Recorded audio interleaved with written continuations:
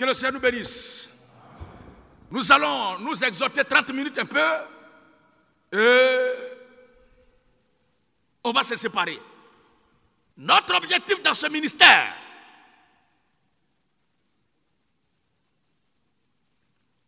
notre mission sur la terre des hommes, notre combat est de faire en sorte que le peuple de Dieu connaisse le Dieu véritable et la vie éternelle.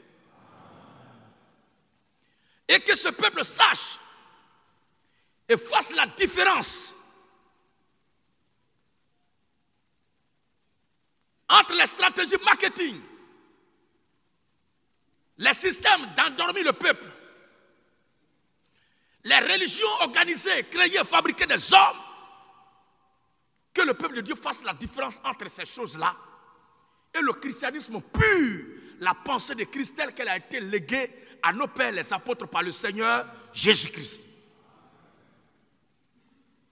Et pour cela, nous nous devons de vous rappeler, d'insister, de persister et encore de revenir là-dessus. Il n'y a pas de mal à répéter que Jésus-Christ est le Dieu véritable de la vie éternelle jusqu'à la fin.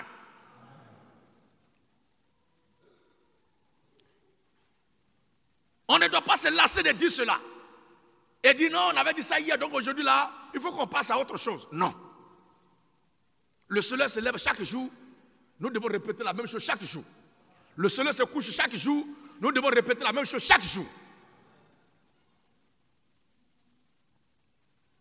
Et ce matin, vous êtes là, encore pour ajouter une portion à la dimension de Dieu qui est en vous, en matière de la connaissance de sa parole.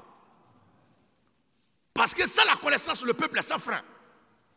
Et Dieu l'a dit, mon peuple périt par manque de connaissance. Et la Bible dit aussi quelque part que la connaissance enfle d'orgueil. Donc il faut savoir c'est quelle connaissance qui fait périr quand ça manque et c'est quelle connaissance qui enfle d'orgueil. Un jour, nous en reviendrons dessus. Parce que si Dieu se plaint du fait que son peuple périt par manque de la connaissance, on doit alors être en quête perpétuelle de la connaissance dont il est question, pour ne pas périr. Je crois que nous sommes d'accord. Et si l'Écriture dit que la connaissance enfle d'orgueil, on doit s'asseoir et réfléchir, c'est quelle connaissance qui enfle d'orgueil? Ça veut dire qu'il y a certaines connaissances, il y a une connaissance qui peut te détruire. Et il y a aussi une autre connaissance, quand ça te manque aussi, tu vas être détruit. Donc il faut savoir maintenant quel est ce qui détruit et qu'est-ce qui est ce qui doit être toujours présent, constant, à notre côté.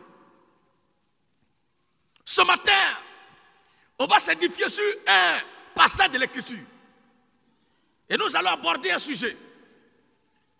Et je ferai de mon mieux par la grâce du Seigneur Jésus-Christ. Jusqu'à son retour, dans ce travail, dans ce champ, dans cette mission, que tous ceux qui m'écoutent,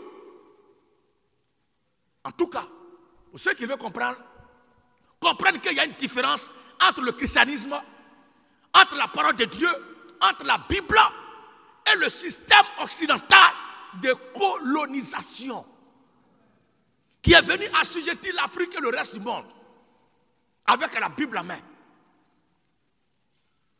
Et ceux qui sont soucieux du salut de leur âme, de la connaissance de Dieu, leur Créateur, qui veulent davantage se rapprocher de Dieu, par la force que Dieu me donne, je ferai de mon mieux pour que ce que je sais de ce Dieu-là, ce peuple aussi puisse avoir la même connaissance aussi.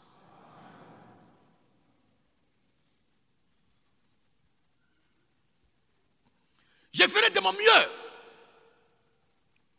pour que tous nos pères en Afrique ici et dans le monde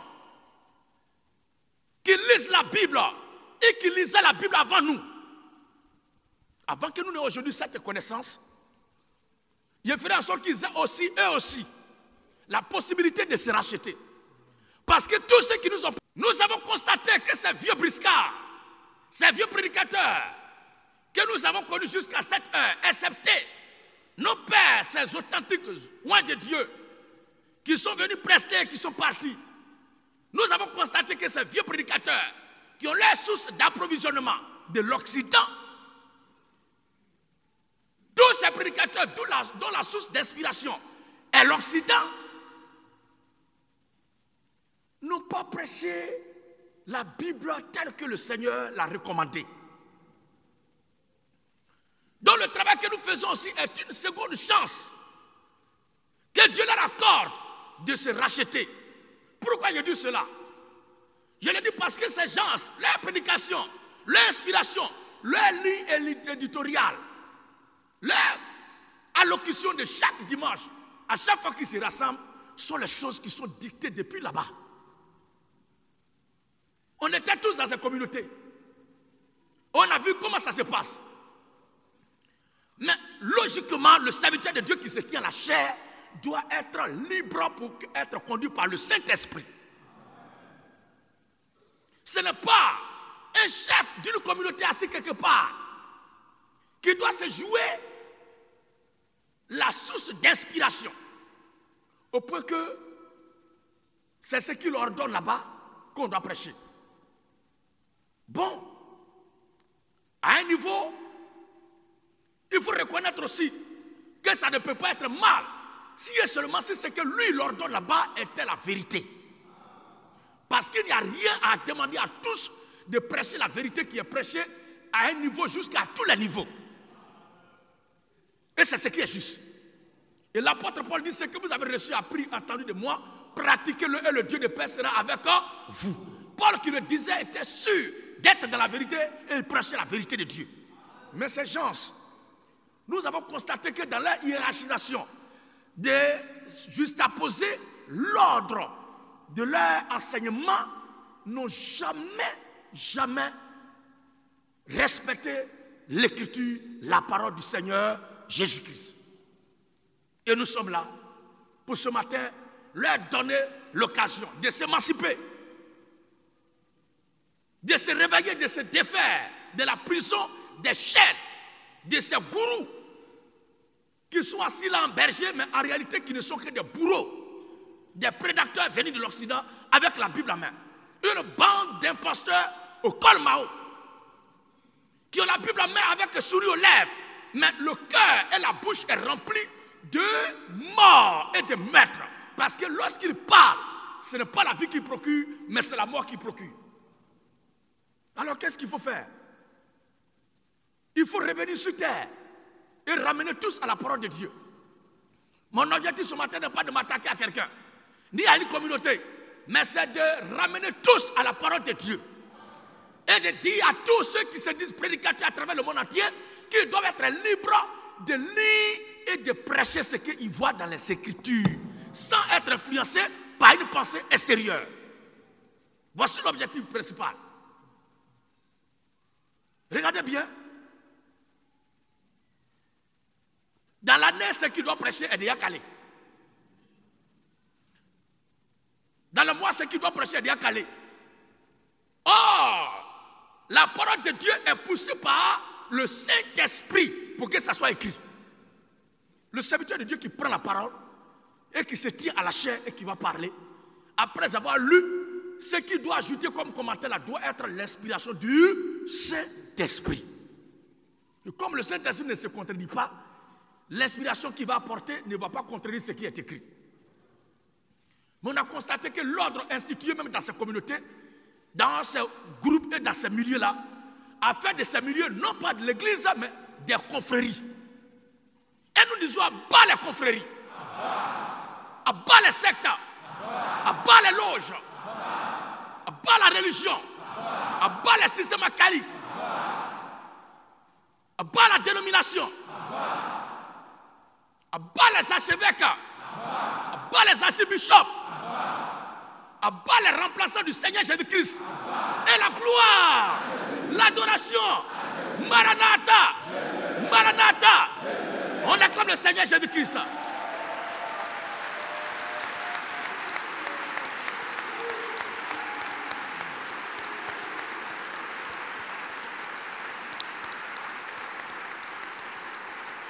Eh, bien-aimés de Dieu, vous allez ouvrir vos cahiers et prendre note.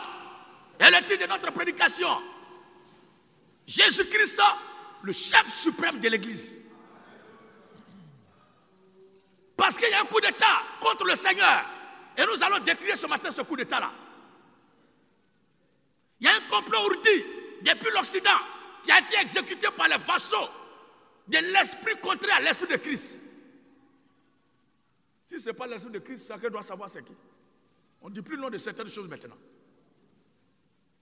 Jésus-Christ, le chef suprême de l'Église.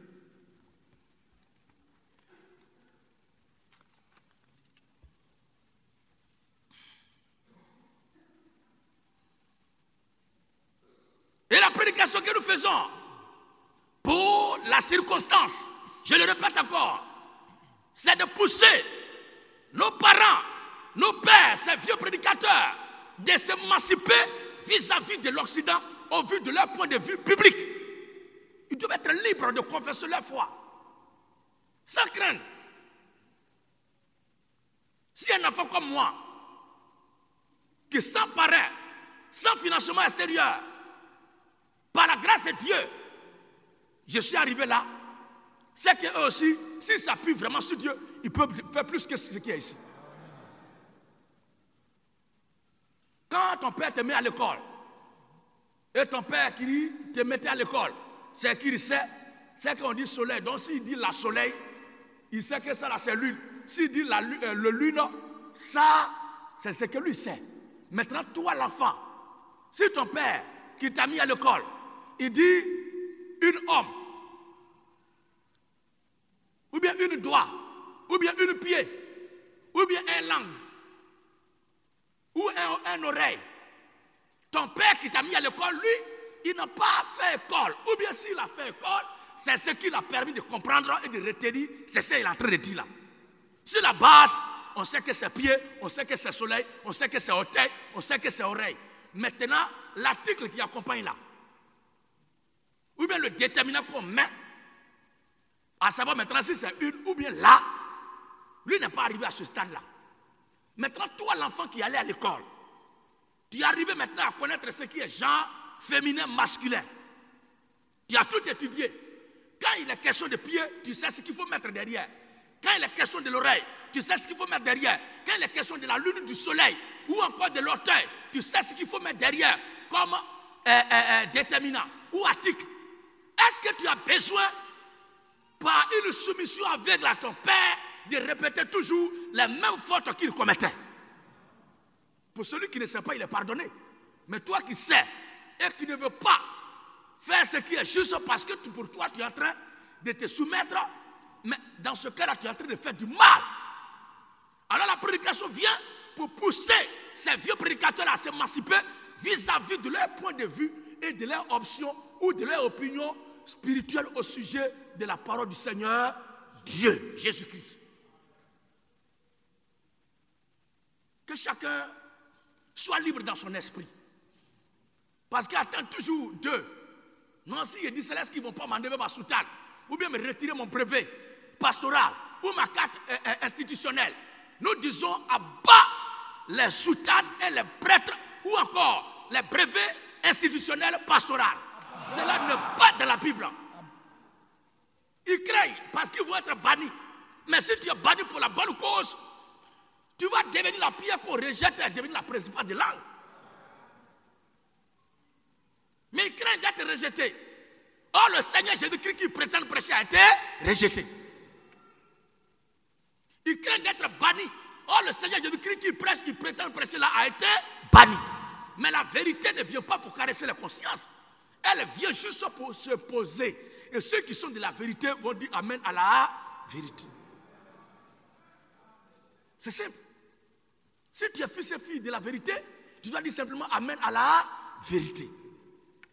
Christ est le chef suprême de l'Église. Jésus-Christ, le chef suprême de l'Église. C'est là le thème de notre causerie. Et on commence par 1 Corinthiens chapitre 11. Ce matin, avant de nous séparer, chacun doit avoir dans son esprit une église dans laquelle, une église sur laquelle, une communauté mondiale qui a à son sommet là-bas, à sa tête, non pas Christ, mais un autre individu. Vous devez savoir que cette église n'appartient pas à Jésus-Christ. Chacun est libre de faire ce qu'il veut. Seulement qu'on n'attribue pas à Dieu ce qui n'est pas à Dieu. Puisqu'il est écrit à César ce qui est à César et à Dieu ce qui est à Dieu. je suis là ce matin pour vous montrer ce qui est à Dieu. Et si ce qui est aussi l'autre côté. Donc si ce n'est pas à Dieu, vous devez savoir aussi à qui ça appartient. Est-ce qu'on se suit bien? 1 Corinthiens 11. À partir du verset 3.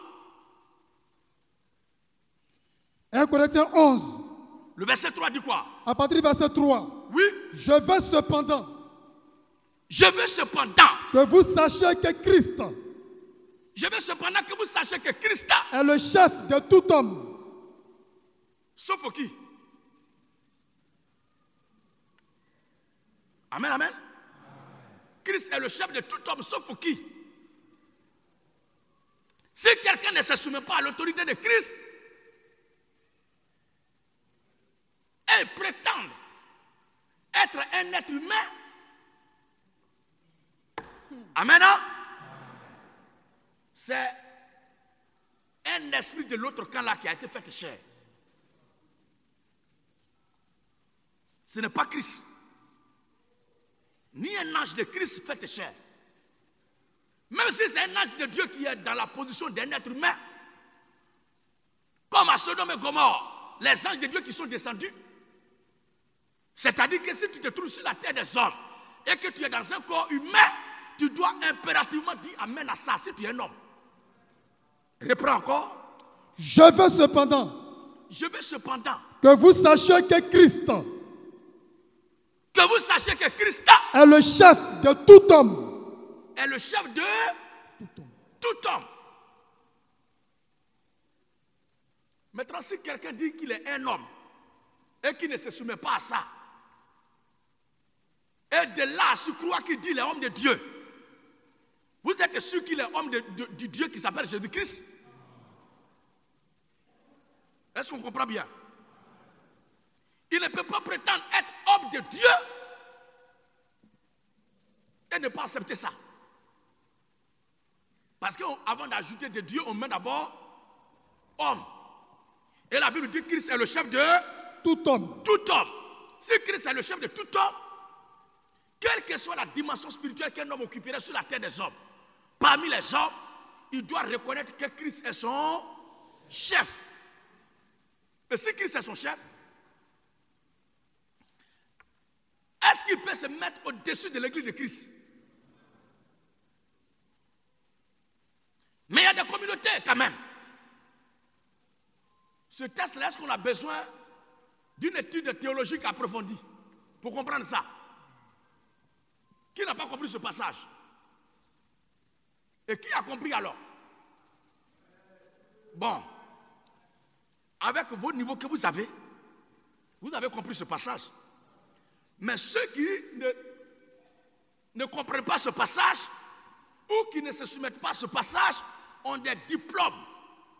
Et pour atteindre le niveau, pour occuper cette place qu'ils occupent, d'arrogance et d'orgueil là, parce que ce n'est pas une bonne chose quand même. Ils doivent avoir des diplômes emmagasinés. Et il y a un chapelet de chapitres de diplômes qu'ils doivent avoir pour se tenir là-bas dans ses habits et accoutrements sacerdotaux. Mais étrangement, ce texte qui est aussi simple là, et ils agissent contre ça. Et ils osent nous faire croire qu'il y a un autre individu qui est super homme. Lui, il est au-dessus de tous les humains. Il est le premier citoyen de la terre. Il est le premier être humain sur la terre des hommes. Nous disons que c'est une imposture et l'arrogance. Il faut que les gens comprennent que ces communautés-là, qui sont répandues, et quand on dit chrétien et christianisme, ce sont ces communautés qui sont brandies là. Il faut que les gens comprennent que ces communautés n'ont rien à voir avec la Bible. Ce ne sont que des confréries. Ce ne sont pas des églises. Et si elles sont églises, elles ne sont pas l'église du Seigneur Jésus-Christ. Elles sont l'église de l'autre. Je veux cependant que vous sachiez que Christ vous sachiez que Christ est le chef de tout homme. Est le chef de tout homme.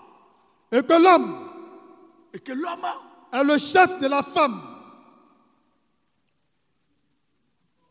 Leur manque de respect vis-à-vis de la parole de Dieu, vous voyez, de la même façon qu'ils ont introduit, malgré qu'il est écrit ici que Christ est le chef de tout homme, et qu'ils ont introduit un individu ou des individus qui sont au-dessus de tout homme, qu'ils appellent super homme, super prédicateur, super croyant, ils sont allés loin. Parce que si le départ a faussé, tout le reste va être logiquement faux, tout naturellement. Qu'est-ce qu'ils font? Aujourd'hui, ils établissent l'égalité entre l'homme et la femme. Et il y a certains qui vont jusqu'à mettre la femme au-dessus de l'homme. Parce que dès le départ, Christ est le chef de tout homme là, ils ne se sont pas soumis à lui. Donc s'ils ne sont pas soumis à Christ, ils sont soumis à qui? Logiquement, c'est à l'autre qu'ils sont soumis. Et tout naturellement, c'est ce que nous constatons.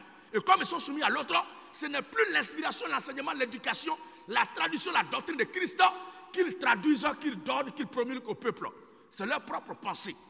Et la pensée de Satan, de l'ennemi, c'est de conduire les gens contrairement à la parole de Dieu. Et c'est ce qu'ils sont en train de faire. Aujourd'hui, l'homme a même peu d'égalité que la femme. Il y a des pays où la femme est au-dessus de l'homme. Et ce sont ces pays-là. Les valeurs bibliques enseignées, données, ordonnées, transmises par Dieu dans la Bible ne sont plus respectées. L'homme et la femme sont même chose, même pied d'égalité. Or, la Bible dit Christ est le chef de tout homme. S'ils n'ont pas respecté Christ, ils vont respecter l'homme. S'ils n'ont pas respecté notre chef commun à nous, est-ce qu'ils vont nous respecter? Il est notoire qu'ils bafouent l'autorité, la dignité de l'homme pour au même pied d'égalité que la femme et élever même la femme au-dessus de l'homme. Et ils s'en vont jusqu'à vénérer femme, à adorer femme en lieu et place de Christ qui est Dieu. Voici le mal, comment ça a commencé. Or, la Bible est claire que c'est Christ qui est le chef de l'Église. Il est le chef de tout homme. Maintenant, les hommes, avant de se déporter à l'Église, avant d'aller à l'Église, avant d'aborder l'Église, qui est leur chef d'abord avant d'aborder l'Église? Dans le texte. Parce que là, il n'est pas mentionné d'abord l'Église. Ou bien, ce n'est pas ce qui est écrit. Pour le moment, nous ne sommes pas rentrés encore à l'Église. Quoique ce qui est écrit là, ça s'adresse à l'Église. Mais je veux parler du texte qui parle de l'Église. On parle d'abord de tout homme, de tous les habitants de la terre, de tous les humains sur terre. Leur chef et tous, c'est Christ.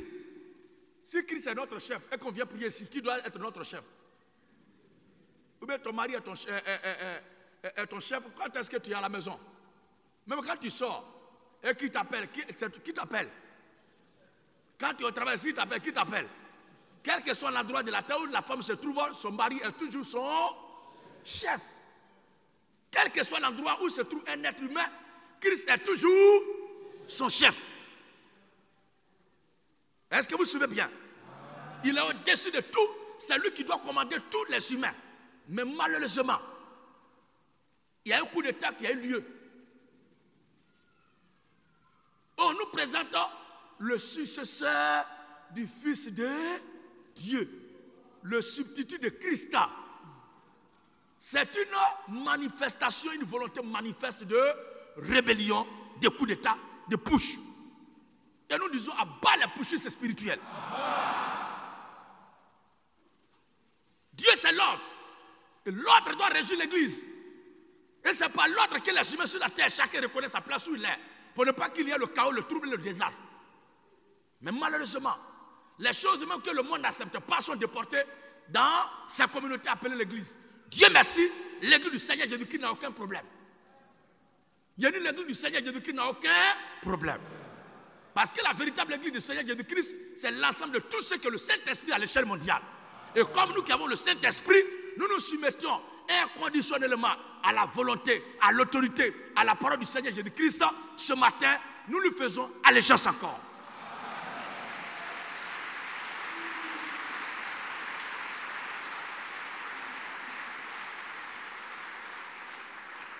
Pendant ce temps à côté, il y a d'autres qui sont dans la logique de boycotter l'autorité de Christ. Christ est le chef de tout homme. et que l'homme aussi à son tour est le chef de la femme. femme. Oui. L'homme est le chef de la femme. Si l'homme est le chef de la femme et qu'on a l'autorité qui est établie sur nous, Christ, on doit relayer quoi partout où nous nous rassemblons? On doit relayer quoi? Christ, notre autorité. C'est lui que nous devons présenter au monde. C'est lui que nous devons prêcher. Regardez maintenant. Éphésiens chapitre 1, le verset 20 à 23. Éphésiens 1, 20 à 23. Il est écrit. Oui. Éphésiens 1, à partir du verset 20. Il l'a déployé en Christ. Il l'a déployé en Christ. En le ressuscitant des morts. En le ressuscitant des morts. Et en le faisant asseoir. En le faisant asseoir. À sa droite dans les lieux célestes. À sa droite dans les lieux célestes. Au-dessus de toute domination. Au-dessus de quoi? De toute domination. Christ est au-dessus de toute domination. De toute autorité.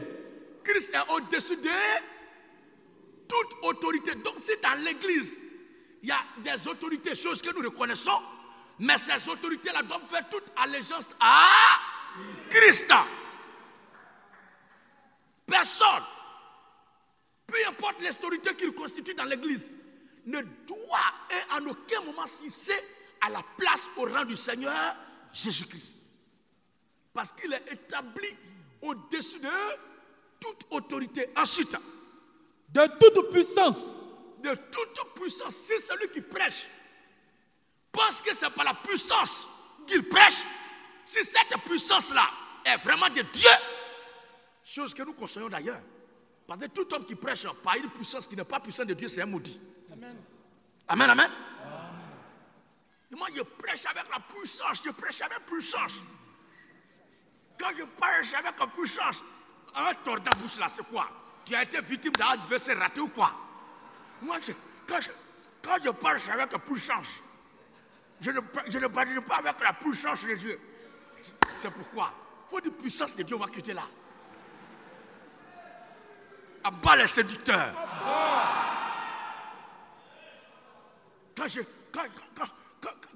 Bien-aimé frère, bien-aimé frère, quand je parle des choses de Dieu, je sens la gloire de Dieu sur toi.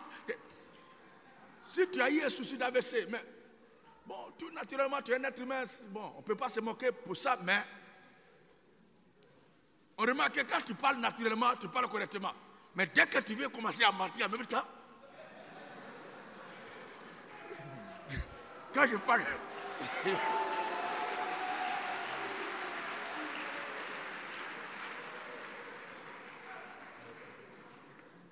C'est la séduction. Parce qu'ils ne tiennent pas dans la vérité. Donc il faut quelque chose pour appâter le peuple, pour l'impacter. C'est tout leur plan, leur stratégie. L'Écriture dit, au-dessus de toute domination. Au-dessus de toute domination. De toute autorité. De toute autorité. De toute puissance. Non, j'ai dit on défie toutes les autorités ministérielles. Mais si ces autorités ministérielles ne se soumettent pas à l'autorité de Christ, vous voulez qu'on fasse quoi? Parce que toutes ces autorités ministérielles spirituelles-là ont une autorité suprême dont elles doivent dépendre. C'est Christ. Dès qu'on constate que ce n'est pas Christ qui est l'autorité de laquelle dépendent ces autorités ministérielles spirituelles, la Bible dit qu'il ne faut pas avoir peur d'eux. Ne les crains pas. Amen, amen. Il a été dit à Jérémie de ne pas les craindre. Ne les craignent pas. Ce sont des imposteurs. L'apôtre Paul dit, ces hommes sont des faux apôtres, des ouvriers trompeurs, déguisés en apôtres de Christ. Si ce sont des apôtres de Christ, ils doivent avoir pour souci majeur, bon, une femme qui aime son mari, qu'elle est dans le foyer. Si une femme aime son mari, qu'elle est dans le foyer logiquement, son souci doit être quoi? Son souci permanent doit être comment faire pour que mon mari soit content de moi. Amen, hein? Si elle n'aime pas chien et que son mari aime chien,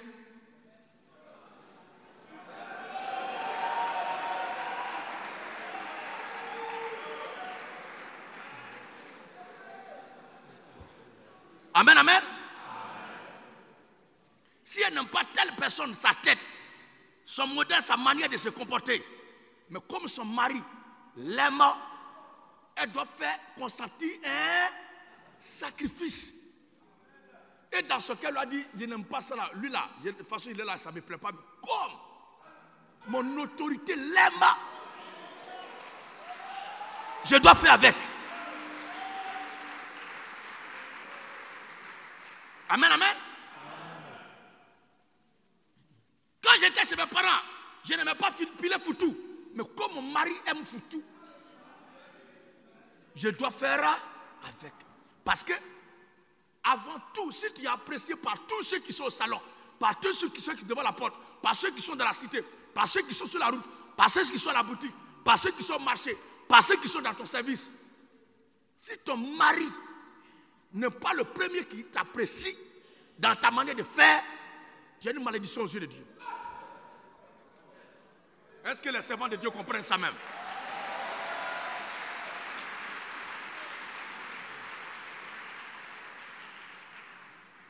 Si toi tu fais ce que ton mari dit, tu cherches à plaire à ton mari et que tu plais à ton mari, dans tout ce que tu fais, c'est ton mari que tu cherches à honorer, que tu cherches à faire plaisir, que tu cherches à réjouir. Quand lui maintenant il est heureux, content, entre toi et lui ça va. Si ceux qui sont au salon ne t'aiment pas, ils vont t'aimer en bris. Parce qu'il va imposer ton amour. Si ceux qui sont devant la porte ne t'aiment pas, ils vont t'aimer en bris parce que ton mari va leur inculquer ton amour. Si ceux qui sont dehors te refoulent, les bras et le cœur, l'âme, l'esprit de ton mari reste toujours ouvert pour t'accueillir. Voici ce que doit chercher une fille de Dieu.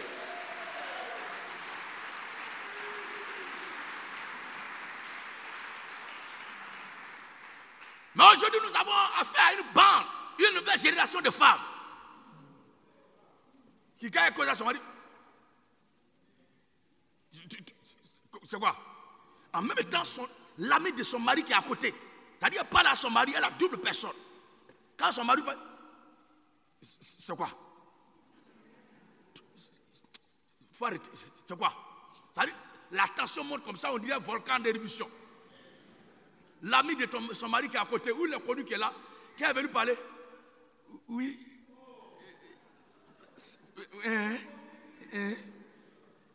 Ta tête est là. Il n'y a pas bonne chose dedans. Amen, amen. La femme doit reconnaître l'autorité qui est établie sur elle. Et parlant d'autorité établie sur elle, il n'est pas question de n'importe quelle autorité. Je parle ici d'un chrétien qui a le Saint-Esprit. Pas un homme qui rentre à 24 heures, à 0 heure, à 5 heures, qui sort et sa femme appelle et puis se fâche. Non. Mais je parle d'un homme conscient, responsable, qui reconnaît qu'il a une autorité et qu'il a les sujets qu'il conduit, qu'il dirige, dont il prend soin, dont il doit se soucier du bien-être de ceux sur qui il est établi autorité par Dieu. C'est ça le devoir d'un vrai père de famille.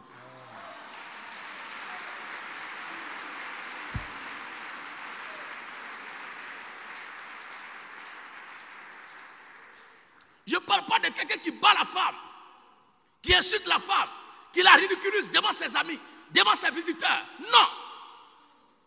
Mais quelqu'un qui fait de son mieux pour couvrir les défauts de sa femme, même quand les gens sont là. Parce que l'amour couvre une multitude de péchés. Prends ses amis, vous voyez c'est là. Vraiment, elle m'apporte poisse. Depuis là, elle ne change pas pommade là.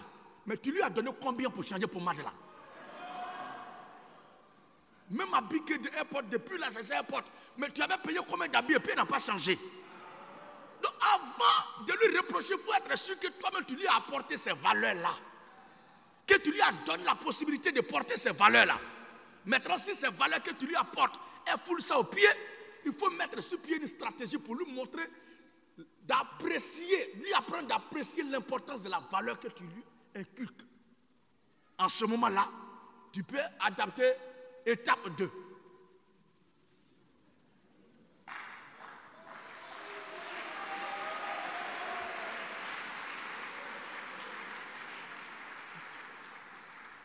Parce que c'est moi qui dois parler dans le micro là. Aussi longtemps que le micro là n'est pas comme moi je veux, est-ce qu'il peut parler dedans? S'il faut faire palabre à Boiseau, il faut faire palabre à tous les techniciens. Mon objectif n'est pas de les faire palabre, mais mon objectif, c'est que mon son soit propre. Amen.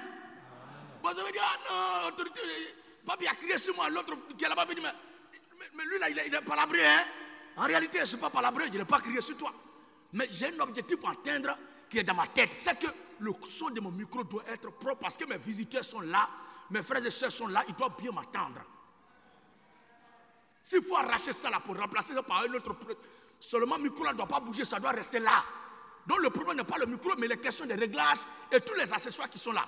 Donc aussi longtemps que le micro n'est pas dans l'accessoire adéquat pour que ça soit stabilisé et que le son n'est pas stabilisé, mon micro, je reste accroché à ça.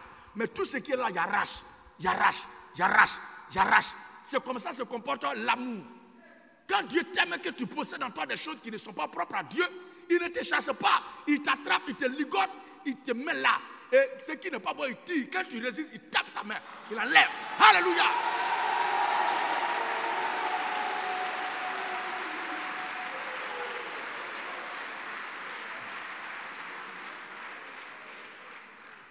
Un homme qui aime sa femme doit être capable de lui dire, on ne fait pas ça. On ne va pas là-bas. On ne décroche pas le téléphone à telle heure. On ne cause pas à tel entourage. Un homme qui aime sa femme doit être capable de lui imposer des interdictions. Parce que l'amour manifeste aussi la rigueur. Non, moi, garçon, ne me dis pas ça. Une femme qui dit garçon, ne me dis pas ça, c'est une femme battante.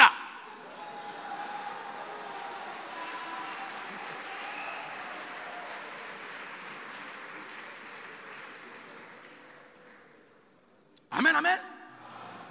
On peut lui concéder le droit de dire garçon, ne lui dis pas ça. Mais si c'est un mari aussi d'un garçon qui ne doit pas dire là, elle n'est plus une femme. C'est un frère sang qui est là. Amen, amen. Est-ce que la fête se passe bien? Ok.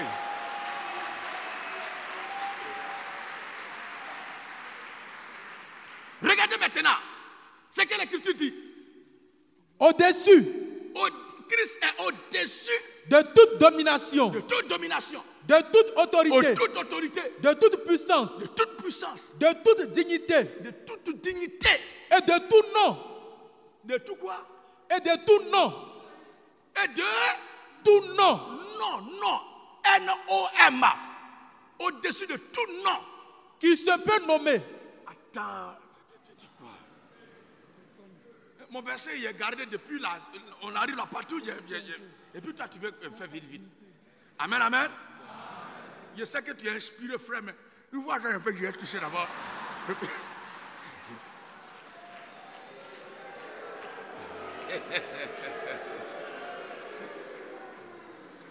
Regardez maintenant. Regardez bien ce qui va se passer dans ce test-là. L'Écriture dit, Christ est au-dessus de tout nom. De tout nom. Ça veut dire que quand on invoque le nom du Seigneur Jésus-Christ, tout nom doit disparaître. Quand il est question du nom du Seigneur Jésus-Christ, tout nom doit se mettre à genoux. S'il est question du Seigneur Jésus-Christ, tout nom doit se prosterner. Il est question du Seigneur Jésus-Christ, tout nom doit céder la place. Mais malheureusement, il y a des communautés où il y a certains noms qui sont hissés au-dessus du nom du Seigneur. Et c'est le courage de dire que c'est notre prophète. Et les plus malhonnêtes disent que le nouveau nom du Seigneur Jésus-Christ, c'est le nom de leur prophète. Savez-vous, frères et sœurs, un authentique serviteur de Dieu peut faire un travail plus venu de Dieu et après son départ, le diable va récupérer ça pour pervertir et tout gâter. Au point que si tu ne fais pas attention et que tu n'es pas sage, tu vas même aller jusqu'à dire que c'est l'homme là même là, il n'est pas un homme de Dieu. Parce que ce qu'on lui attribue là est tellement horrible que tu ne peux pas imaginer que ces choses-là puissent être dites au sujet d'un homme de Dieu. Mais il faut être sage pour vérifier, pour voir si est-ce que c'est lui qui a dit ça. Amen. Hein? Et c'est ce que nous on a fait. C'est pourquoi on fait la part des choses entre les serviteurs de Dieu que les gens veulent salir et ceux que le diable a envoyés pour les salir. Est-ce qu'on me comprend bien?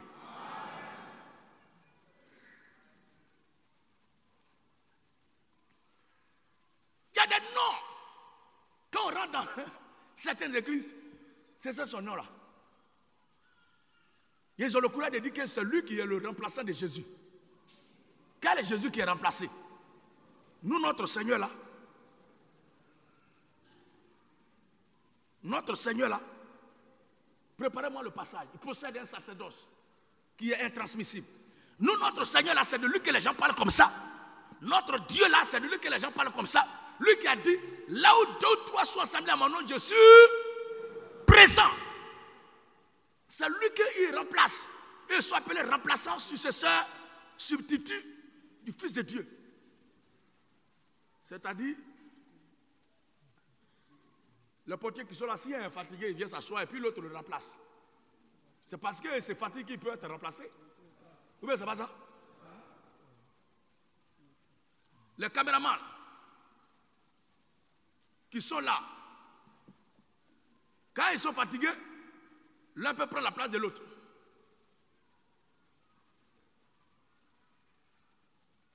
Le groupe musical qui est là, quand un élément est fatigué, il peut être remplacé par l'autre. C'est parce que nous sommes des humains que nous sommes sujets à la fatigue.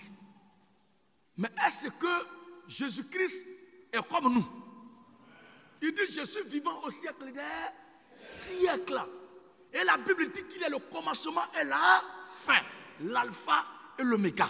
Le premier et le dernier. Comment lui peut être remplacé pour avoir un successeur? Jésus-Christ, le chef suprême de l'Église.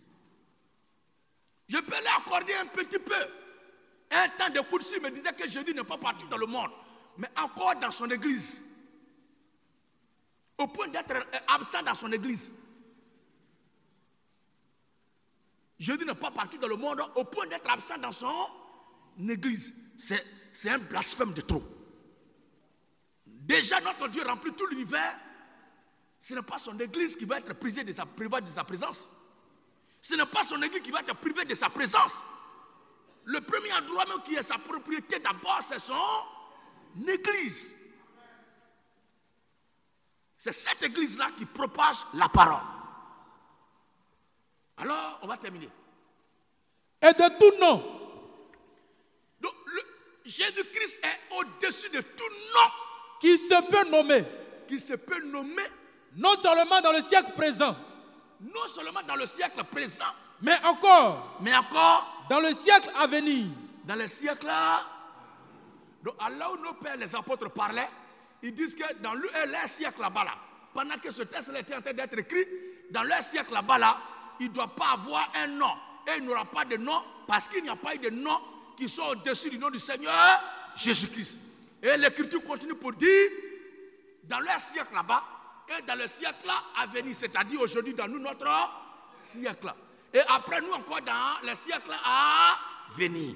Donc il n'y a pas un siècle dans lequel le nom du Seigneur va être supplanté par un autre nom. Est-ce qu'on est d'accord avec ce texte? Maintenant, s'il y a des communautés où il y a autre personne qui est ici au-dessus de Christ, croyez-vous que c'est la question de l'église de Jésus-Christ? C'est tout ce que nous voulons leur dire. Qu'ils sont libres d'avoir l'église. Mais de grâce, il ne faut pas y voir attribuer ça à Christ. Ce n'est pas l'église de Dieu. Nous continuons. Il a tout mis sous ses pieds. Il a tout mis sous ses pieds. Et il l'a donné pour chef suprême à l'église. Il a donné pour chef suprême à l'église. Donc les deux places se sont occupées. Il est le chef et de tout homme. Et si on arrive maintenant à l'église, parce que qui sont ceux qui se rassemblent à l'église? Qui sont ceux qui se rassemblent à l'église? Qui sont ceux qui constituent l'église? Maintenant, s'il est ton chef étant dans le monde profane, maintenant dans son église, il va être quoi? Il est chef suprême. Les deux places se sont occupées, il n'y a pas place. Il est le chef et il est le chef suprême. Comment un tel individu va être remplacé? Et dans son église, il va voir des gens qui sont au-dessus. Des appellations étranges que ni la Bible, ni nos pères jamais n'ont connues, mais qui ont été inventées de toutes pièces par des gens. Et quand on leur dit que ça là, c'est pas Jésus qui a dit ça, il dit non, tu t'attaques à eux, c'est eux qui envoient la Bible. Mais est-ce que le problème c'est la constitution? Quand il y a désordre dans un pays, est-ce que le problème c'est la constitution? La constitution est là, maintenant aux citoyens du pays de se soumettre. Mais si les gens ne se soumettent pas, ils doivent mettre en cause leur mauvaise vie, leur mauvais comportement, leur désordre. Ce n'est pas la constitution qui est le problème.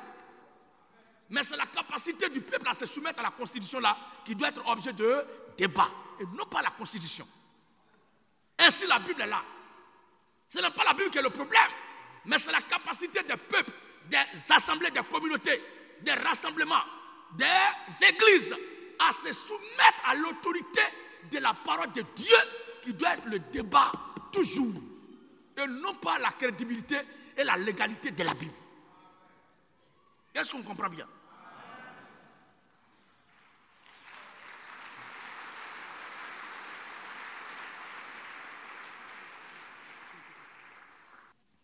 La Bible ne peut pas être le problème, ne sera jamais le problème. Mais c'est ceux qui l'utilisent là. C'est surtout qui introduisent n'importe quoi. Et j'écoute les gens qui disent, si Jésus vient aujourd'hui, est-ce qu'il va aller au catholique? Est-ce qu'il va aller au baptiste? Est-ce qu'il va aller aux assemblées de Dieu? Est-ce qu'il va aller au Foursquare? Est-ce qu'il va aller à la mosquée? Le débat n'est pas là.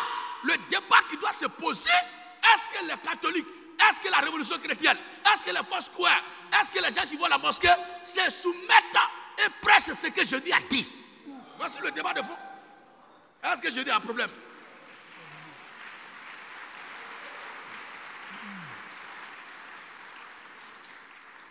Est-ce que Jésus a un problème de l'endroit où il va aller? Jésus vient aujourd'hui, il va aller où? Si Jésus descend aujourd'hui, il va partir où? Et pour eux, ils sont en train de développer bonnes choses comme ça. Avec des chapeaux bizarres, lunettes, on dirait des hiboux. Pour eux, ils sont en train de parler bonnes choses comme ça. Le débat de fond, est-ce que ce que la Bible dit là, c'est ce que les gens prêchent? C'est ça qui doit être le débat de tous les jours. Et c'est autour de ça on doit se retrouver pour discuter pacifiquement. Et c'est nous notre devoir qui est là. Amen, amen. On va terminer. Et alors, il a donné pour chef suprême à l'église. Il a donné pour chef suprême à l'église. Qui est son corps. L'église, hein? L'église est son corps. L'église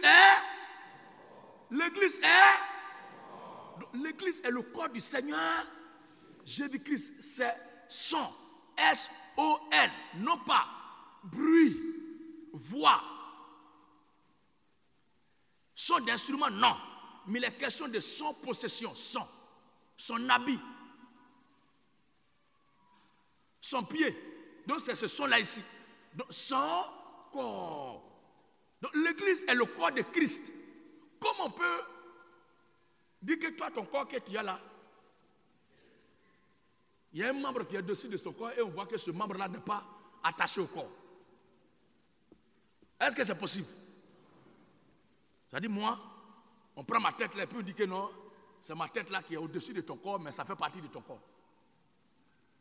Toi, tu te regardes, tout ton complet est là. Et on met la tête d'un crabe et puis on dit que c'est ton corps qui est là. À bas les têtes importées. À bas les têtes déplaçables. À bas les têtes portatives. Une tête qui peut se déplacer. C'est quoi ça? Maintenant, il est le chef, le remplaçant du Fils de Dieu sur terre. Le remplaçant de Satan parmi les fils du diable. Parce que c'est Satan qui ne peut pas être partout à la fois. Il nous faut des représentants partout. Mais notre Dieu remplit tout l'univers. Il voit toutes choses, il contrôle toutes choses. Amen, amen. Le livre d'Éphésiens chapitre 4, le verset 11 à 15.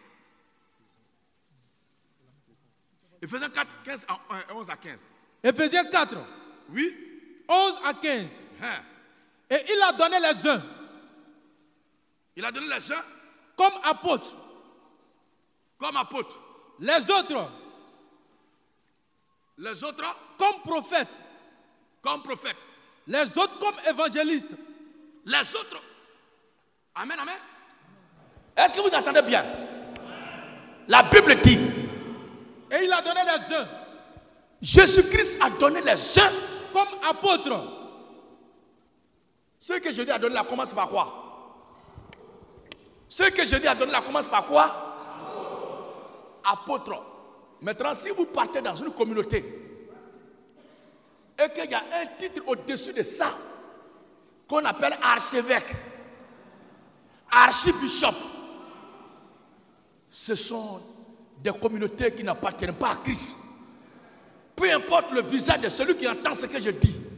Si tu portes un titre qui est au-dessus de ça, qui ne respecte pas ça, tu es un imposteur. Tu es un antichrist. Tu es un ouvrier de Satan.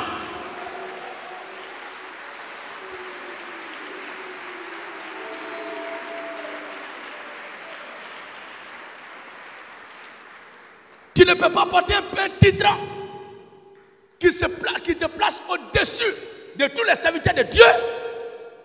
Logiquement, qui doit être la place de Christ et prétendre que tu sers Christ.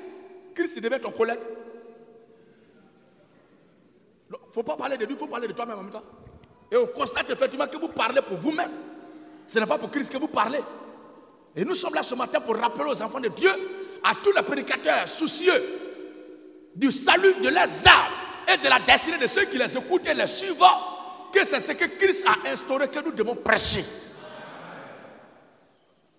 Amen, amen. Termine, frère. Il a donné les uns comme apôtres. Il a donné les uns comme apôtres, Les autres comme prophètes. les autres comme prophètes, Les autres comme évangélistes. les autres comme évangélistes, Les autres comme pasteurs les autres comme pasteurs. et docteurs. Est-ce que cette liste-là, est-ce que ce n'est pas clair? Maintenant, tout ce que vous voyez là, si moi je commence à les citer ce matin, ils vont dire voilà, Jésus est en train de parler de nous. Mais je ne vais pas citer le pape, je ne vais pas citer l'archevêque, je ne vais pas citer l'archibishop, je ne vais pas citer le montrila, je ne vais pas citer l'abbé. Amen, amen.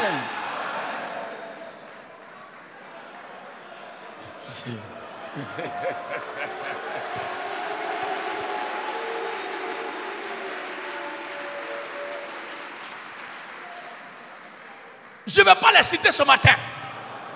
Je ne vais pas citer l'abbé. Je ne vais pas citer le curé. Je ne vais pas citer le vicaire. Je ne vais pas les citer. Parce qu'il faut s'assagir et je m'assagis maintenant.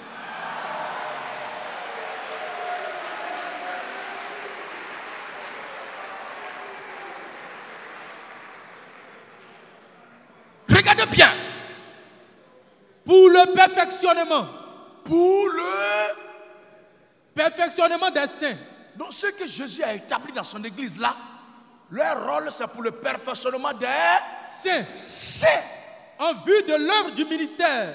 En vue de l'œuvre du Ministère. Attends frère, donc tout ce qui concerne le ministère qui doit évoluer en Christ dans l'église, voici les autorités qu'il a établies. Est-ce que nous sommes d'accord, frères et sœurs? Si vous voyez autre chose que ça, personne ne vous oblige à suivre. Que chacun prenne ses responsabilités. Et je le dis ce matin pour que chacun s'émancipe vis-à-vis des opinions qu'on veut lui imposer. Hein? En vue de l'œuvre du ministère. Au vu de l'œuvre du ministère. Et de l'édification du corps de Christ. Ah, donc c'est ça là seulement qui doit édifier le corps de Christ en matière de ministère. Si ce n'est pas ça là, en tout cas, il y a d'autres points dans la Bible où il est question de d'autres charges ministérielles. Je ne veux pas citer tout maintenant, mais voici déjà ce que nous devons retenir ce matin. Et un autre jour, nous reviendrons pour parler d'autres charges ministérielles dans la Bible. Mais tous ces titres qu'on voit partout là ne sont nulle part écrits dans la Bible. Soyons prudents. Il est bon d'aimer Dieu, mais il faut aimer ce que Dieu a dit plus que celui qui dit qu'il parle de Dieu.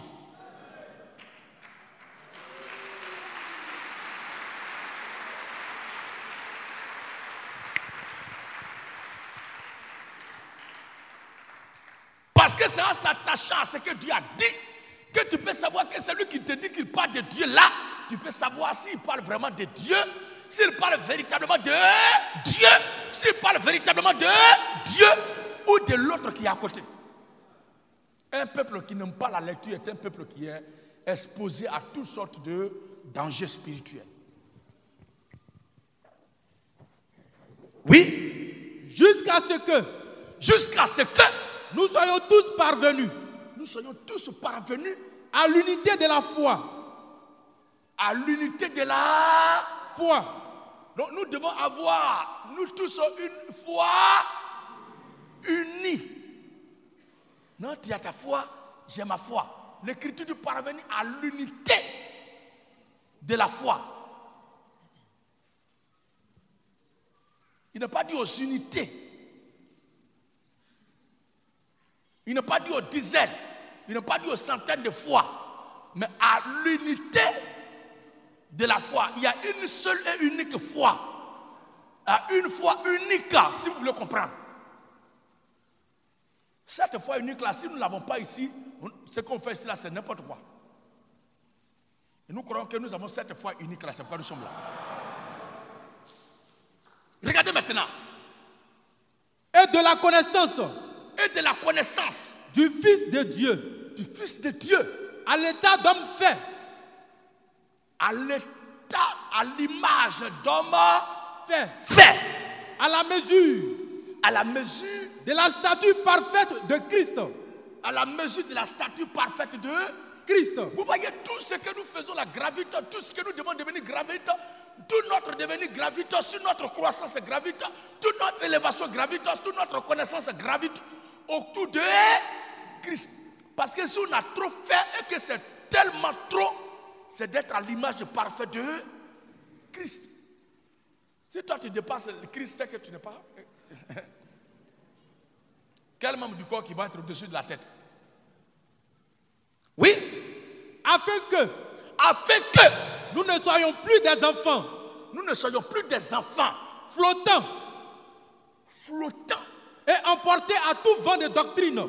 Flottant et emporté à tout vent de doctrine. Quand il y a tel écoute, ça va. Quand il y a tel écoute, ça va là-bas.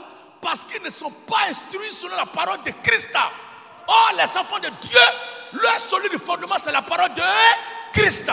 Et c'est ça qui est notre rocher, notre pierre angulaire. Et c'est en Christ que nous sommes fondés ce matin. Et c'est lui qui nous rassemble ici.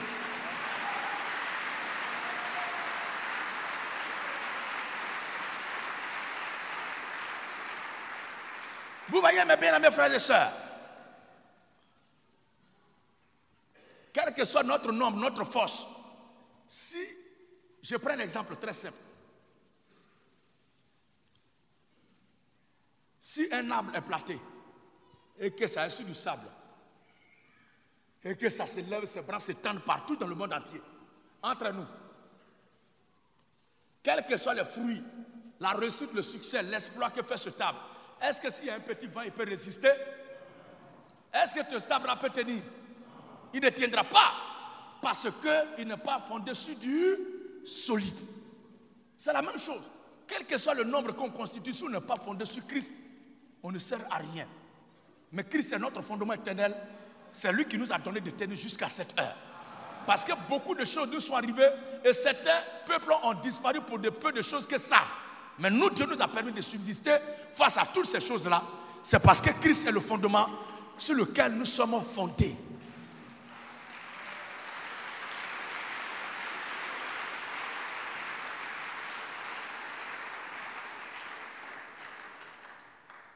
Oui. Flottant et emporté à tout vent de doctrine. Flotté et emporté par tout vent de doctrine. Par la tromperie des hommes. Par quoi? Par la tromperie des hommes. Par la tromperie des hommes. Par leur ruse. Par leur ruse. Dans les moyens de séduction.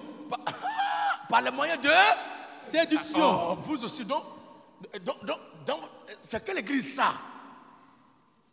On ne doit pas faire ça là. C'est quelle église ça? Moi, je marche prophétiquement. Amen. Moi, je suis soumis à l'esprit. L'inspiration me conduit. Et l'inspiration qui me conduit n'est pas l'inspiration qui est soumise à l'écriture. Parce que l'écriture est écrite, c'est statique, c'est passé. L'inspiration me conduit progressivement. Tu es un païen.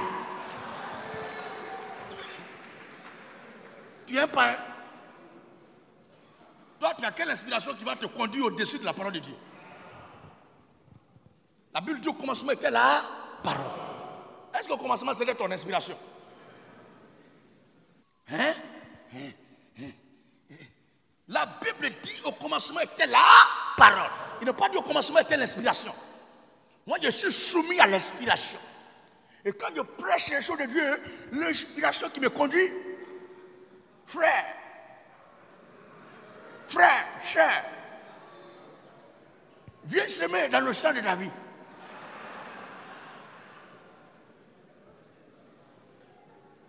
Aucune inspiration ne peut conduire qui que ce soit au-dessus de la parole de Christ.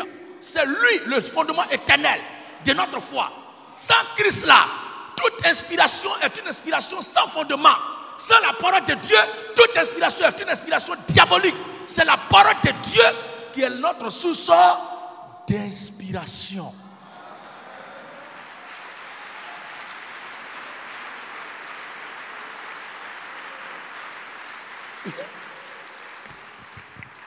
Il veut nous ramener au temps des chameaux. Tout cela parce qu'on lui a dit de prêcher ce que la Bible dit. Il veut nous ramener au temps des pierres taillées. Tout cela parce que, amen, amen, on leur demande de se conformer à ce que le Seigneur Jésus-Christ nous a légué comme valeur divine, comme instruction divine, comme enseignement divin. Non, il veut nous ramener au temps des pierres taillées, de la cueillette.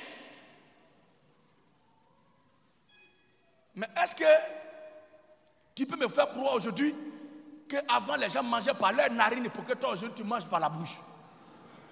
Amen, amen. Est-ce qu'il peut nous convaincre que l'homme et la femme se reproduisaient par la tête et qu'aujourd'hui il faut ça par ce que nous connaissons tous? Est-ce qu'il peut nous dire ça? Ça dit, ce que Dieu a fait qui les arrange là, ils profitent du bonheur, de la jouissance profonde et immense de ce que Dieu a fait, mais quand on leur demande avec leur tête là, de se soumettre au Dieu qui leur donne de profiter de cette jouissance là, il veut nous ramener au temps des pierres taillées. Mais au temps des pierres taillées, l'homme et la femme partaient comment? Amen, amen. Au temps des pierres taillées, l'homme mangeait avec quoi? Au temps de la cueillette là, l'homme marchait sur quoi? Sur sa tête. Le Dieu qui a fait que chaque membre de ton corps se trouve à telle place pour que tout soit bien coordonné et que toi-même tu te regardes dans la glace, dans le miroir, tu es fier et tu marches et tu dis je suis un bel homme, je suis une belle femme.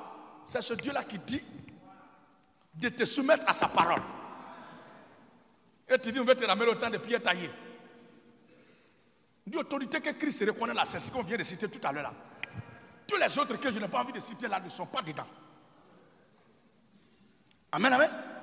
Moi, je marche par révélation, par inspiration. Tu marches par inspiration. Une inspiration qui n'est pas fondée sur ce que Jésus a dit. Il faut reconnaître que ton inspiration là, c'est Bel Air.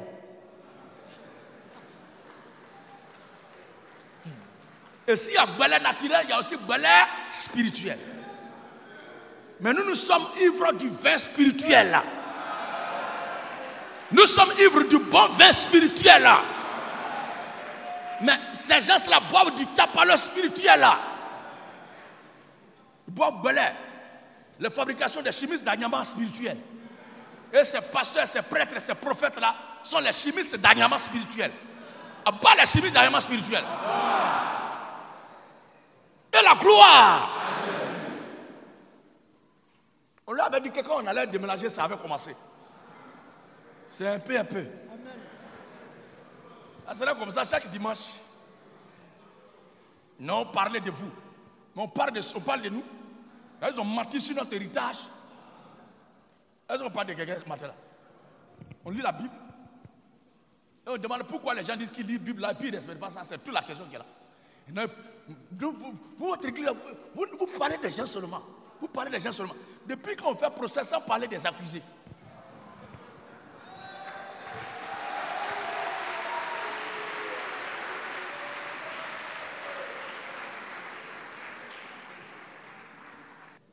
Alors, mais que professant la vérité, confessant, professant la vérité, dans la charité, par la charité, nous croissions à tous égards nous croissions à tous égards en celui qui est le chef, en celui qui est le chef, Christ.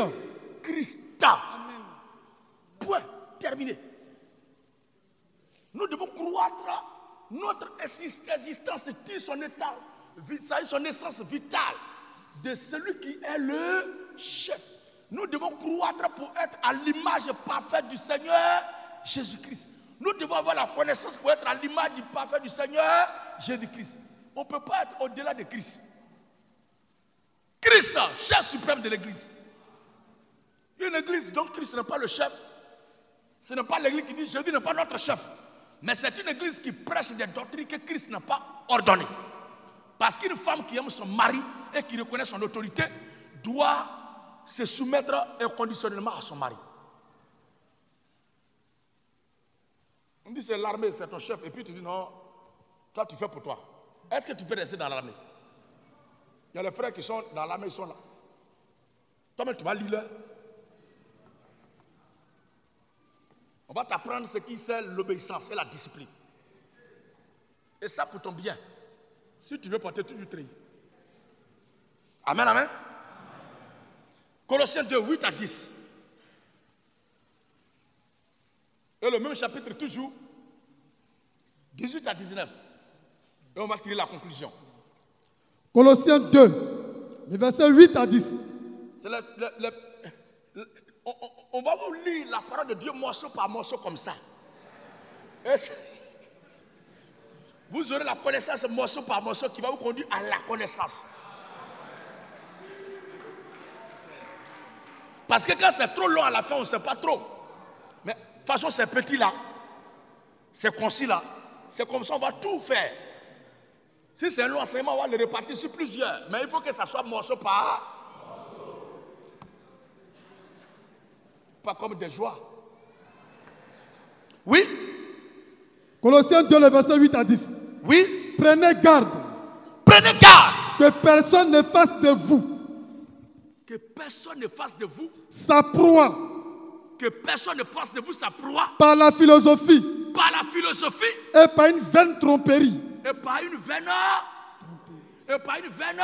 Tromperie. Par une vaine tromperie. S'appuyant sur la tradition des hommes. Nous, les gens peuvent venir avec une Bible en main. Parce que s'il n'a pas de Bible en main, tu sais déjà que c'est philosophie qu'il est en train de faire. Amen, amen. Si quelqu'un vient et puis c'est pas de la Bible qui te parle, est-ce que tu vas te douter de savoir si c'est philosophie ou bien c'est pas philosophie?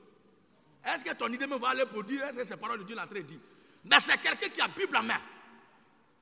C'est quelqu'un qui a Bible en main, qui prêche. Mais il s'appuie sur quoi? Sur la philosophie. S'appuyant sur la tradition des hommes. Sur la tradition des... La théologie et la tradition des hommes.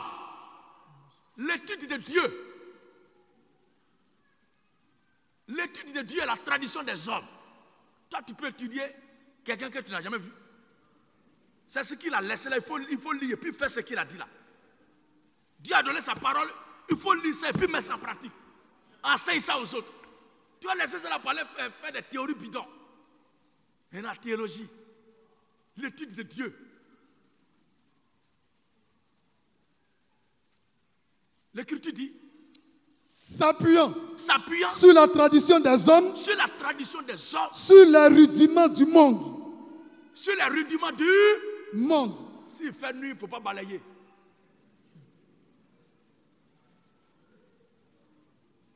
Et puis les Africains, ils aiment ça. Quand on leur parle, quand ils ne respectent pas les traditions africaines. Mais vous avez respecté les traditions africaines là. Et puis les Occidentaux vous imposent des leaders que vous ne voulez pas. Vos pouvoirs là même là, c'est quel rôle ils jouent même? Si moi il y a pouvoir prétendument que vous avez là, est-ce qu'on peut m'imposer un chef que je ne veux pas? Vous tous unissez-vous pour faire disparaître ONU.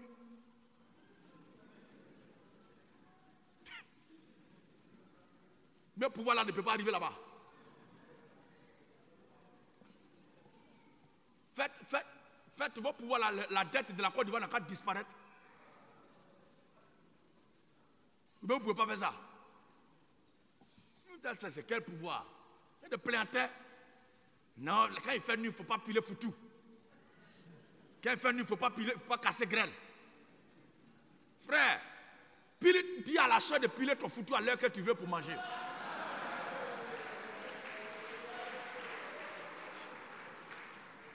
Peut-être à cause des voisins qui dorment, voilà.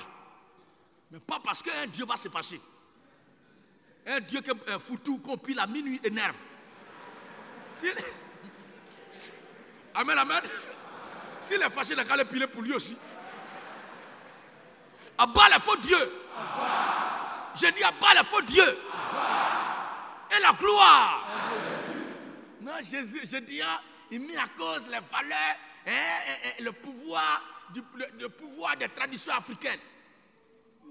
C'est un maudit. C'est un faux pasteur. Il m'a plaisanterie comme ça. Le pouvoir africain, là, jusque-là, ça fait quoi? Votre combat, vous menez là même là. Dites-nous un peu l'exploit que vous avez réalisé jusque-là. Tu dis que tu as pouvoir, tu mènes un combat. Commence d'abord par là où tu es là. Les gens ne sont pas conséquents. Comme Gédéon n'a pas âme, il n'a pas une armée en tant que tel pour le prendre, le mettre en prison. Donc il faut s'attaquer à Gédéon. Moi, je suis le maître du game. Ça me plaît bien.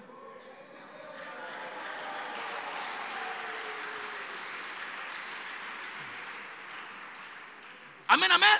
Amen. La tradition des hommes, c'est du n'importe quoi. Cette tradition-là, il n'y a rien dedans. Si c'est trop, ce sont toi qui vont se fâcher pour te frapper. Sinon, il n'y a pas un Dieu qui va se lever pour te faire parler. Si tu as cassé graine la nuit. Et ce sont les choses qui influencent ta vie si toi-même tu crois à ça.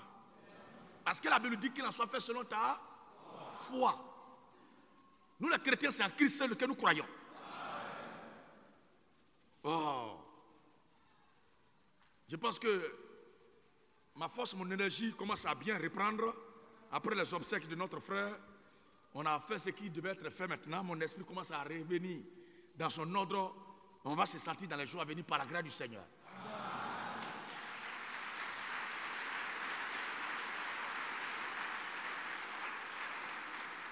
Alors l'Écriture dit, s'appuyant sur les rudiments du monde. S'appuyant sur les il dit faites attention et ne laissez personne venir à vous qui ne s'appuie pas sur Christ, mais qui s'appuie sur les traditions des hommes, oui. Sur les rudiments du monde. Sur les rudiments du monde. Et non sur Christ. Et non sur Christ. Jusqu'au verset 19. Vas-y. Car en lui habite corporellement. En lui, Jésus habite corporellement. Toute la plénitude de la divinité. Toute la plénitude de la divinité. Vous avez... Est-ce qu'il y a un soi-disant homme de Dieu sur terre qui peut dire qu'en lui habite la plénitude de la divinité? Ce sont des pécheurs comme toi, comme moi. Il vous faut croire qu'ils sont saints, infaillibles. Mais ce qu'ils font en secret là est pire. Parce que toi-même, tu as la crainte de Dieu. Et il y a certaines choses que tu refuses de faire. Mais eux, ils ont dépassé le cadre du péché. Ils sont au stade du blasphème. Ils sont des blasphémateurs. Des impies que Dieu condamnera certainement. Parce qu'ils sont déjà condamnés. Des gens qui sont deux fois morts. Des femmes qui sont livrées au tourment éternellement. Elles ne partiront pas au ciel, ces femmes-là. Moi, je suis une servante de l'Éternel. Il faut respecter le prix de l'onction qui est sur moi. Tu ne connais pas ma relation avec Dieu. Toi, tu as quelle relation avec Dieu? Toi qui t'es marié 20 fois, tu n'as pas pu tenir devant dans une relation parce que tu as un comportement de pervier, de crabe. C'est toi qui vas avoir une relation avec Dieu. Simple créature de Dieu, là, tu n'as pas pu supporter sa relation. C'est avec Dieu, son créateur, tu vas avoir une relation.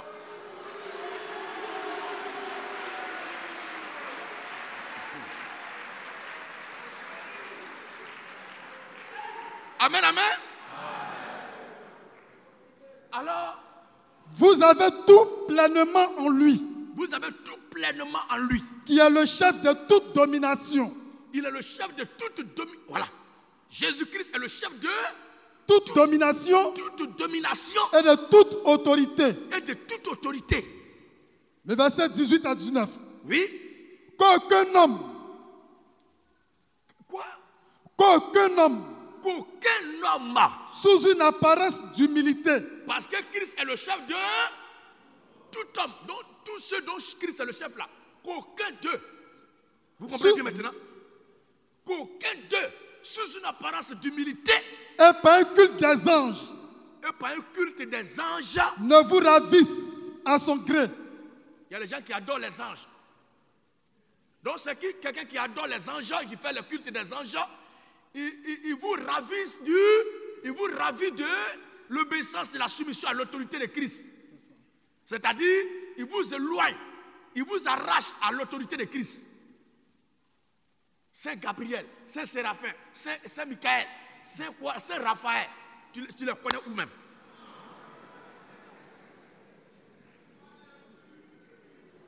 Bas les prédicateurs, ça profite. Bas les pasteurs, ça profite.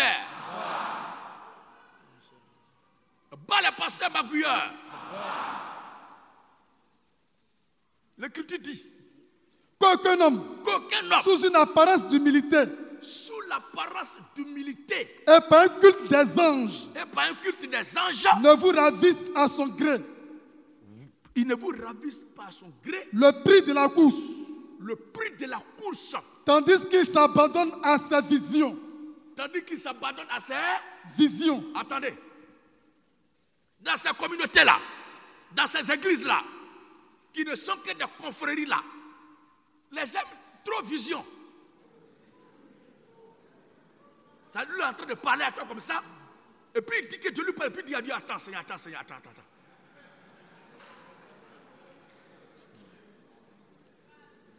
Oui, Seigneur, parle maintenant, ton serviteur écoute. Ça dit, lui, il a le pouvoir de dire à Dieu de se calmer, et il a le pouvoir de dire à Dieu de continuer.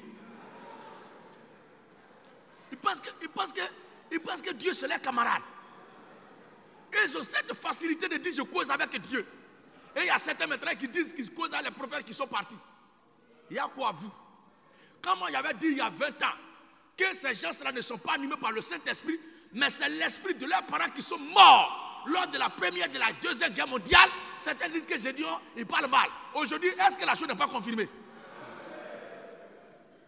Toi, tu as vu le visage d'Élie, de David, de Samuel, d'Élisée, ou pour savoir que c'est lui que toi tu as vu dans ton songe? Tu l'as vu où ça? Sur quoi tu te bases pour dire que c'est lui qui est là? Parce que lors de la transfiguration du Seigneur Jésus-Christ, la gloire de Dieu qui était présente là, c'est elle qui a fait jaillir des entrailles du Seigneur Moïse et Élie. Chose que depuis après cette époque-là, on n'a pas encore vu quelque part où le Seigneur a reproduit cette scène. Mais toi, tu dis dans ton sommeil, ou hier même dans mon bureau, j'ai causé avec Jean-Baptiste.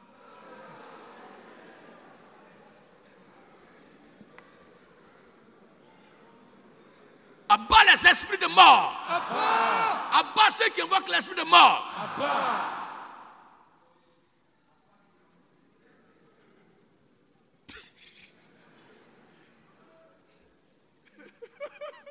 Papa de Loli. Vous voyez? Et ils ont cette facilité-là de causer avec les morts. Mais un jour, on va revenir dessus, on ne va pas mélanger aujourd'hui le sujet. On va parler de ceux qui adorent les esprits de mort un autre jour. Mais aujourd'hui, nous parlons de Jésus-Christ, chef suprême de l'Église. À partir d'à côté d'aujourd'hui, si vous entrez dans une communauté, vous voyez à travers le monde entier une communauté qui n'est pas soumise dans ses enseignements, dans ses doctrines, dans ses idéologies à Christ, ne vous posez plus de questions. Cette église-là n'est pas soumise à Christ. Parce que si c'est Christ qui est chef d'une communauté, cette communauté-là doit chercher continuellement à faire la volonté du Seigneur Jésus-Christ. Est-ce qu'on se comprend bien? Et vous êtes là, vous me suivez? Je peux prêcher certaines choses qui ne vous arrangent pas. Je peux prêcher certaines choses qui ne vous arrangent pas. Je peux dire certaines choses qui ne vous plaisent pas. Mais votre souci doit être, est-ce que ce que notre serviteur vient de dire là, c'est la parole de notre chef suprême? Si c'est la parole de notre chef suprême, même si ça va contre vos humeurs, vous devez dire...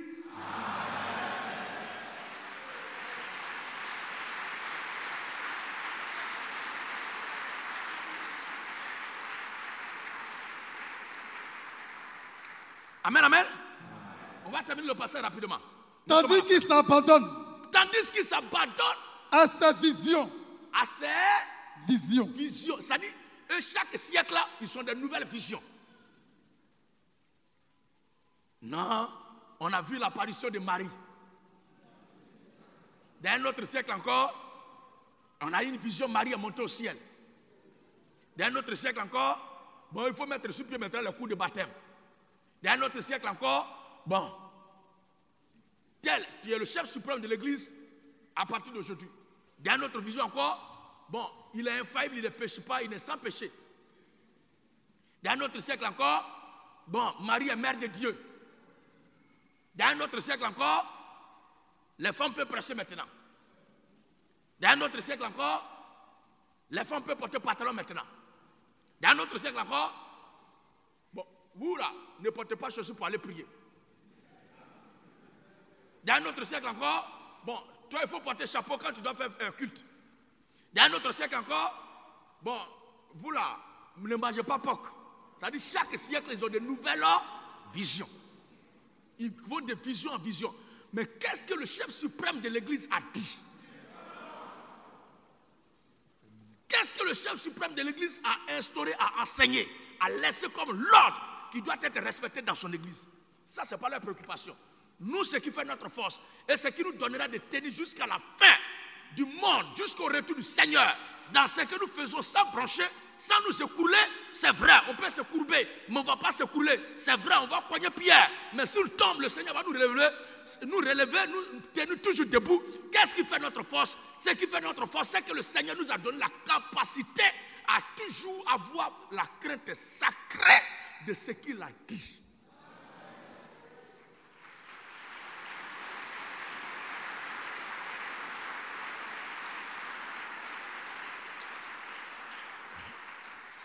C'est lui qui est le pilier qui soutient notre vie. C'est la force inébranlable de l'armée que nous constituons. Il est notre bouclier, il est notre parapluie atomique, il est notre socle de lancement dans ce combat. Il est notre javelot, il est notre pierre de David qui a percé le front de Goliath. Il est le même, il n'a pas changé. Il est l'épée de carnage de Joshua sur le champ de bataille face à Jéricho. Il n'a pas changé, il est le même. Jésus-Christ est son nom. Il est l'étoile de la tour de David. Il est la fleur de Jéricho. L'étoile brillante des matins enchanteurs. Yahvé Sabaoth, le Dieu qui ne recule pas dans le combat. Jésus-Christ combat pour nous. Qui peut contre nous? Le peuple qui se soumet inconditionnellement à l'autorité suprême du Seigneur Jésus-Christ est le peuple qui triomphera jusqu'à la fin de son parcours sur la terre des hommes.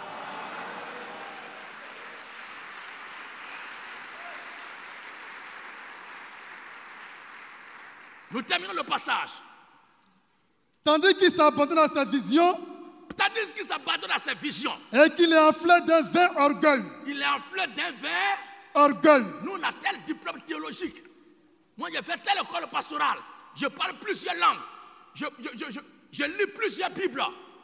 Toutes ces Bibles que tu lis là, il y a quelle version qui dit que, à part Jésus-Christ, l'Église a un autre chef suprême? Toutes ces versions que tu lis là, c'est quelle Bible, quelle version qui dit que femme doit prêcher? Quelle version qui dit qu'il faut baptiser bébé? C'est quelle version qui dit que la viande de porc là ne doit pas être consommée par le chrétien? Amen, amen. C'est quelle version qui mentionne que Jésus était un musulman? Quelle version? C'est quelle version qui dit que Dieu a fabriqué l'homme à la base d'autre chose que la terre? Voici le débat de fond. Il s'abandonne à des vains orgueils, de la vanité. Oui. Par ses pensées charnelles. Par des pensées charnelles. Sans s'attacher au chef. Sans s'attacher au chef. Ah. Dont tout le corps. Dont tout le corps. Assisté et solidement assemblé. Assisté et solidement rassemblé. Par des jointures et des liens, par des jointures et des liens, tire l'accroissement la croissance du corps de l'Église que Dieu donne. est tirée du Seigneur Jésus-Christ. C'est lui le chef suprême de l'Église qui est son corps. S'il y a autre chose qui sont sources d'inspiration pour les gens, nous ne reconnaissons pas cela. Parce que la Bible n'en parle pas. Et si la Bible n'a pas parlé de cela, quiconque en fait usage était hérétique vis-à-vis de la parole de Dieu. Amen. Amen. Le dernier passage, Éphésiens 5, 22 à 24. Éphésiens 5, 22 à 24. Éphésiens 5, Le dernier passage. le Et verset nous allons 20. tirer conclusion à la prédication. Éphésiens chapitre 5, le verset 22 à 24 dit quoi? Femme, Mon intention ce matin, c'est que vous compreniez que l'église à laquelle vous appartenez appartient au Seigneur Jésus-Christ. L'église dont vous êtes membre appartient au Seigneur Jésus-Christ. L'église dont Christ est le chef suprême, c'est nous. Et quiconque ne se soumet pas à l'échelle mondiale à l'autorité du Seigneur Jésus-Christ en prêchant sa parole, ne pas l'église du Seigneur Jésus-Christ. Voici l'objectif ce matin. Et que chaque serviteur de Dieu, s'il en est vraiment, qu'il ne s'émancipe pas vis-à-vis de ce faux système-là. Comme à mon âge là, on doit m'imposer ce qu'il doit prêcher.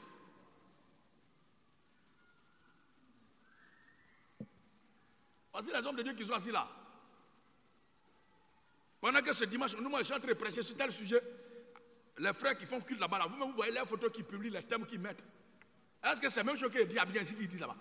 Seulement, s'il aborde le sujet A et il peut aborder le sujet Z, seulement, nous devons aborder, non pas dans un sens contraire, mais dans le même sens, tous les sujets qui tirent leur croissance du corps du Seigneur Jésus-Christ. Pour ne pas qu'il y ait contradiction dans les enseignements que nous donnons. Voici ce qui est juste. Parce que le Saint-Esprit nous conduit. Si on doit porter col Mao, tout le monde doit porter col Mao. Pourquoi? Moi, je n'aime pas col Mao. Non, tout le monde, si tes cheveux vieillissent, ça devient noir, tu dois mettre Jomo sur ta tête. La tête doit être noire. Parce que tout doit être noir. Et puis seulement ici, là doit être blanc.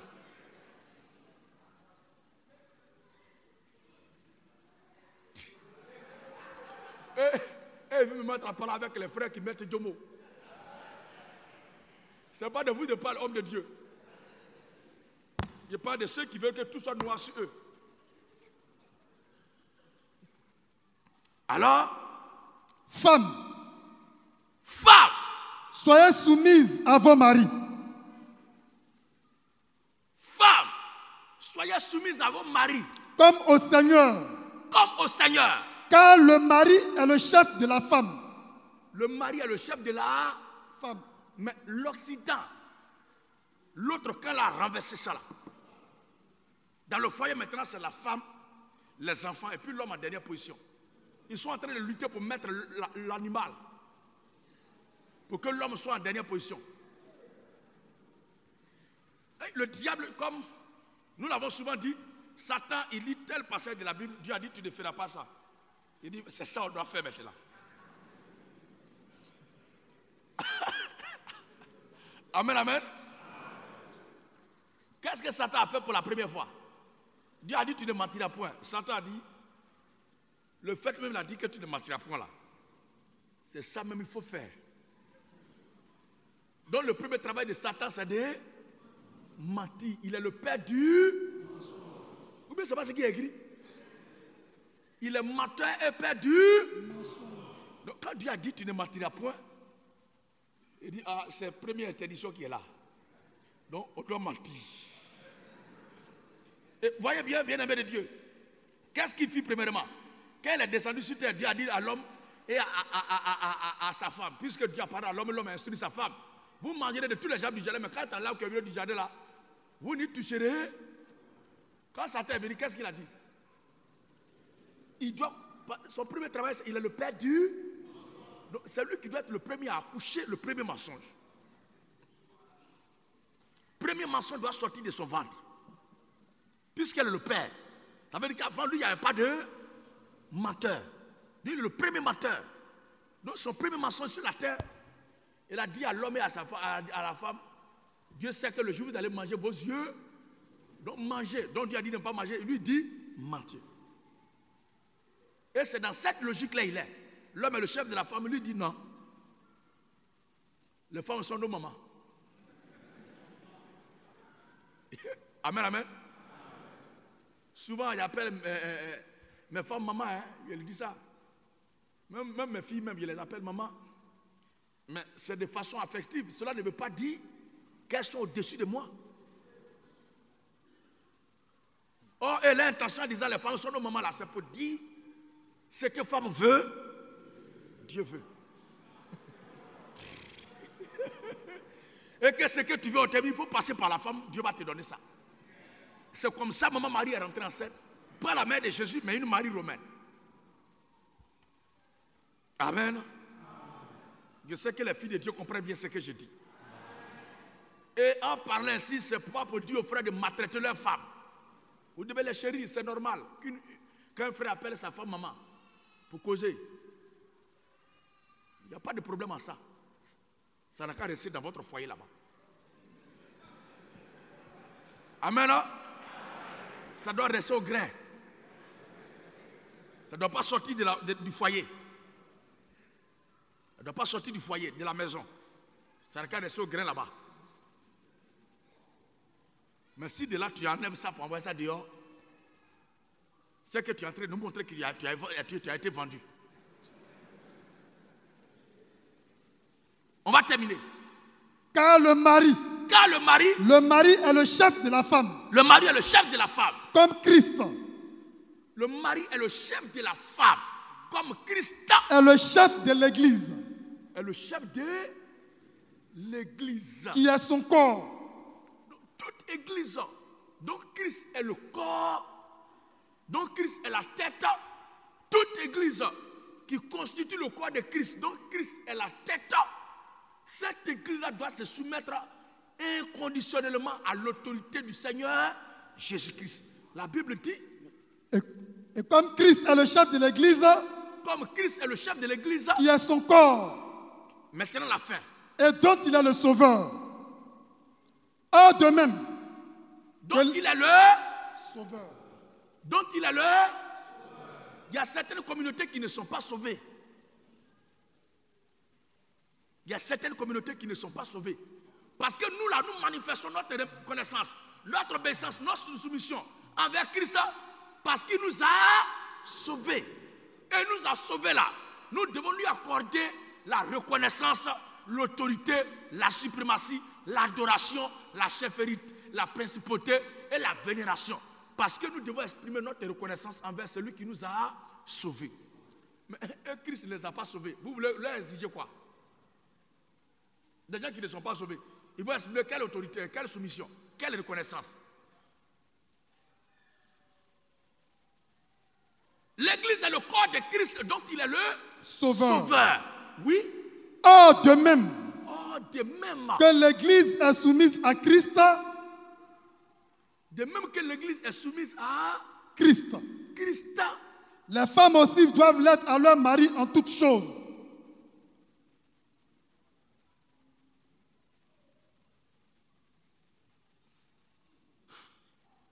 On va terminer ça.